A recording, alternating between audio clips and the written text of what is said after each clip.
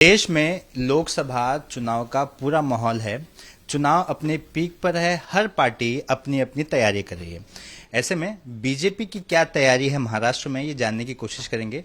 BJP के महाराष्ट्र के प्रभारी दिनेश शर्मा जी हमारे साथ हैं। सर, एबीपी न्यूज पर आपका स्वागत है। हर कोई जानना समझना चाहता है कि बीजेपी की क्या तैयारी है महाराष्ट्र को लेकर, क्योंकि कई सारी ऐसी सीट हैं जिसको लेकर पेंच फंसा हुआ है। 6 सीट है जिस पर अभी भी कोई क्लैरिटी नहीं आई। देखिए, पहली बात तो पेंच नहीं फंसा है।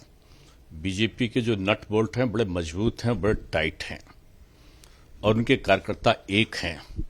उनके नेताओं के दिल और दल दोनों आपसी सहमत की सर्वोच्च सीमा में एक सकारात्मक भूमिका में है। और दूसरा कि जो दूसरे दल हैं उनके न दिल मिले हैं, न नीति मिली है, न नियति मिली है। वो अवसरवादी सोच वाले परिवारवादी दल हैं और बीजेपी राष्ट्रवादी सोच वाली दल है। बीजेपी कैडर बेस्ड पार्टी है। निचले स्तर तक का हमारा कार्यकर्ता का एक ही लक्ष्य है, पूरे भारत में तीसरी बार मोदी जी को वो 111वीं मन की बात को कहते हुए सुने और 400 पार का जो नारा दिया है, 370 सीटें बीजेपी की और एनडीए की मिलकर 400 से ऊपर हों।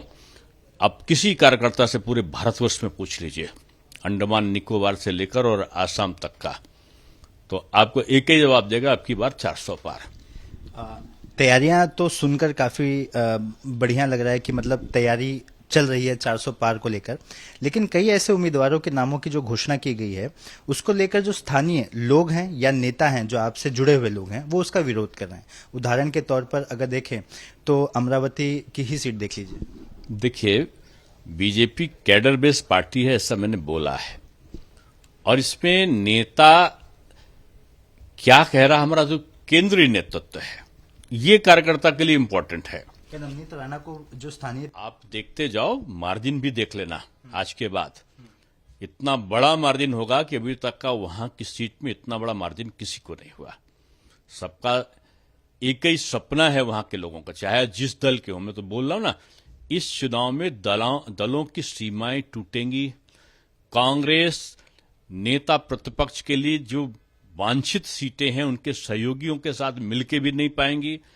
पहली लोकसभा होगी जिसमें नेता प्रतिपक्ष की कुर्सी खाली दिखाई पड़ेगी और मोदी जी के रूप में जो तीसरी बार का जो प्रधानमंत्री होगा, इस भारत राष्ट्र के विकसित बनाने की कार्य योजना में बहुत बड़े बड़े निर्णय लेने वाला होगा। महायुति को और मजबूत करने के लिए जो चर्चाएं हैं उसमें राज ठाकरे की पार्टी महाराष्ट्र नवनिर्माण सेना का क्या स्टेटस है, किस लेवल तक पहुंची है, उससे मुलाकातों का। मैं एक चीज बता दूं कि जो बीजेपी की सनातनी परंपरा का सम्मान करने वाली, हिंदुत्व का सम्मान करने वाली, सबको साथ में लेकर चलने वाली, सबका साथ सबका विकास सबके लिए प्रयास करने वाली नीति का समर्थन करने वाली विचारधाराएं हैं, उनका मिलन हो चुका है। उन विचारधाराओं का व्यक्ति के बारे में आप पूछेंगे तो ये उचित नहीं है।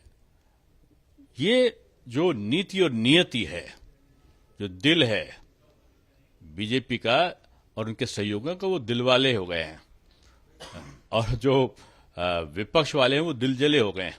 आपस में एक दूसरे का विरोध करने का काम ये शिवसेना, उद्धव जी, एनसीपी और कांग्रेस कर रही है। तो मैं ये समझूं कि आप महाराष्ट्र नवनिर्माण सेना की तरफ, आपकी जो चर्चाएं वो बहुत ही पॉजिटिव चर्चाएं हैं। आगे चलकर आपकी ना कि जो भी राष्ट्रवादी सोच का है वो भाजपा के करीब होगा।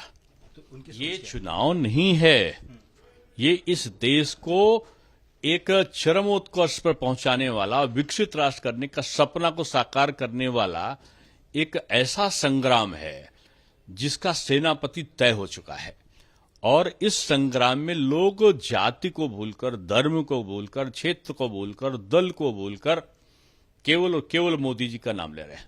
तो मोदी नाम का मैजिक सर पर चढ़कर बोल रहा है और महाराष्ट्र उससे अलग नहीं है। आप राज ठाकरे से खुद मुलाकात भी करेंगे चीजों को ना कि करेंगे या क्या करेंगे, ये तो भविष्य गर्त की बात होती है ना।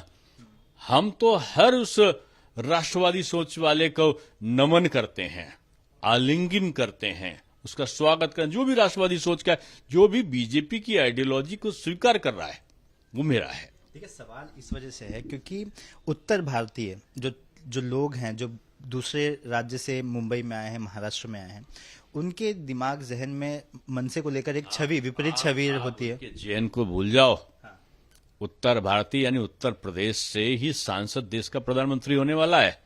इससे बड़ा गिफ्ट क्या उत्तर भारतीयों को मिलेगा? क्या बनारस का सांसद देश का प्रधानमंत्री बने? केवल उत्तर भारतीय जो है, उत्तर भारतीय को आप नहीं जानते हो, मैं प्रभारी हूं यहाँ का, मैं उत्तर भारतीय नहीं हूं क्या?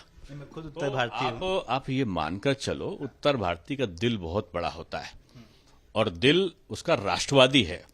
तो उसने राष्ट्रवादी जो विचारधारा है, इसमें उत्तर भारतीय और इसमें मराठी, इसमें बुंदेली, इसमें गुजराती, तमिल, तेलंगाना इसमें नहीं है। अब केवल एक ही है, भारतीय। और यही तो मोदी नाम है कि मोदी जी ने जाति खत्म कर दी, संप्रदाय खत्म कर दिया, क्षेत्र खत्म कर दिया। और ये सारा चीज, यही तो मोदी जी की पहचान है। 4 जाति कर दी उन्होंने। गरीबी पहली जाति, महिला दूसरी जाति, इसका सशक्तिकरण करना है, युवा जिसको रोजगार देना, जिसके उन्नति करना है, और किसान जिसकी आय को दोगुना करना है। इन 4 जातियों के आधार पर जो मोदी मैजिक चला है, उसमें इस प्रकार की सोचें खत्म हो गई है। आप मोदी मैजिक की बात करते हैं। संजय राउत अक्सर सुबह ये कभी उनकी तुलना तानाशाह से करते हैं, कभी औरंगजेब से करते हैं, तो कभी उनकी तुलना जॉनी लीवर से करने लगते हैं। तो क्या ऐसे लोगों को जवाब ऐसी भाषा में देगी बीजेपी? कि हाथी के तुलना, कोई बड़ा संगठन की तुलना एक छोटा सा कोई दल का, और वो भी छोटा दल का भी छोटा सा कोई नेता आसमान में थूकने के बराबर है।